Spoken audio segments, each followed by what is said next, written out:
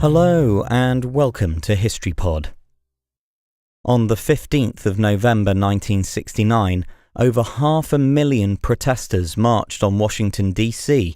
as part of the National Moratorium to end the war in Vietnam. In the summer of 1969, anti-war activists Sam Brown and David Hawke formed the Vietnam Moratorium Committee and began organising a national protest against the Vietnam War. Having joined with the new Mobilization Committee to end the war in Vietnam, Brown was able to target potential supporters using lists that he had gained from his previous position as youth coordinator for Democratic Senator Eugene J. McCarthy's presidential campaign the previous year.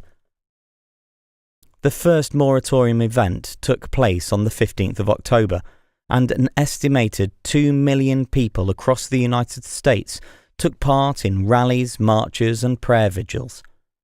Meanwhile, Americans overseas, including the future President Bill Clinton, who was studying in Oxford at the time, organised parallel protest events. The success of the first moratorium was followed by an enormous march in Washington the following month. The rally was preceded by the March Against Death that began on the evening of the 13th of November, in which protesters carried placards bearing the names of dead American soldiers and Vietnam villages that had been destroyed. On Saturday the 15th of November, an estimated 500,000 people gathered at the Washington Monument for speeches and performances, in which the singer Pete Seeger led the crowd in a 10-minute rendition of John Lennon's Give Peace a Chance, while calling on President Nixon to end the war. Nixon later acknowledged the amount of opposition to the war, but refused to be swayed by the protests. The war in Vietnam continued for another 6 years.